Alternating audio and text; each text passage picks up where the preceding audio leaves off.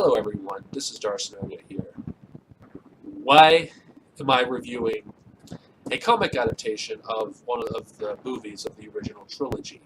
Well, this is a sub-series I'm going to do, which I will talk about the comic book adaptations of all the original Star Wars films, plus adaptations of various EU works, like the Thrawn trilogy, Shadows of the Empire, and Jedi Quest. And talk about how well it adapted the stories into comic form, and is it worth your time, or is it just a worthless cash grab? The first of the series is the Star Wars comic that started it all, A New Hope. This was released after the movie. I'm not going to talk about the history. If you want to know more, just go to Matt Wilkins' channel. I'm just going to review the comic itself. Now, I'm not going to talk about the story, and I don't understand why the hell you're watching this video if you haven't watched the original Star Wars at this point. Everyone and their mom has seen this movie, so I will not talk about the story. What I'm going to talk about, though, is how do I feel about the comic adaptation in general? Did it do a good job of adapting a 2-hour movie into a 6-issue series?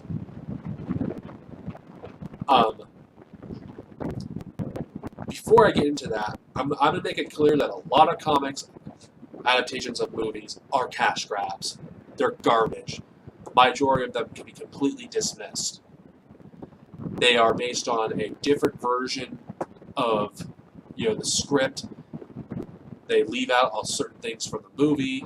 It tells a different story from the movie. A lot of comic book adaptations suck. Not to mention, a lot of them, they only do like a few issues and don't bother actually doing a good adaptation. A New Hope, on the other hand, is one of the rare occasions where the comic does a great job adapting the movie. Yes, there is liberties taken with the adaptation, but I feel like it works in its favor as a result. Because, let's face it, back then, it was much more difficult to see a movie unless it was in theaters. Movies were in theaters much longer than they were back then. And so the comic book adaptations had more value than they do today. A Star Wars adaptation would not have any value today, considering how fast they come out on Blu-ray.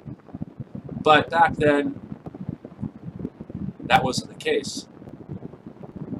The comic book adaptation, the way it adapts the movie, is like this.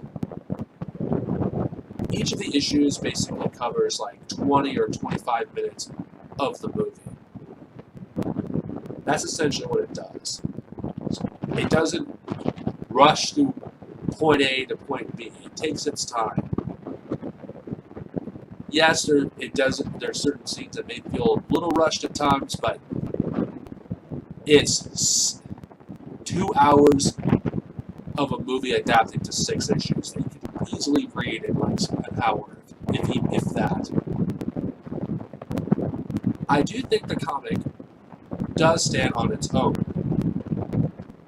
I think it can be read as its own independent comic, independent from the movie.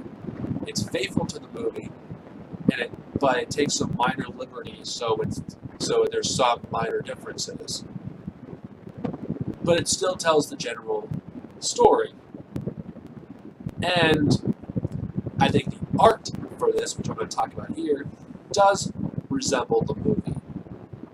Yes, the lightsabers are red instead of blue, but considering, the way they did things back then, with the way they colored comics, it was not like it is now. It wasn't as easy to do like it is now. And of course, if you read the original version, the art to some people may look really dated, but then again, I'm a fan of this style of art, so it doesn't bother me. I think the art is great. I think the characters look like the actors from the movies. It actually feels like a genuine adaptation. And of course, the deleted scenes are included in there. Not all of them, but a lot of them. Do I think this is worth your time? Well, to be honest, unless you're a completionist, it's not. But if you're curious about it, you can pick it up along with the rest of the original Marvel years, though you're not going to be able to get this now for a good price, but they have it paperback. You can get the original adaptation with it, but you can also get it separately. I mean, it's not that hard to find. I give this a good rating. I think it's a good adaptation of the original Star Wars. It stands on its own as a comic, and that's all I'm going to say. Next time we talk about comics, I'm going to review one of the first expanded universe stories. Before I say it's the first, I got to fact check when Splinter of My Tide came out. Until then, may the Force be with you, and see you guys next time.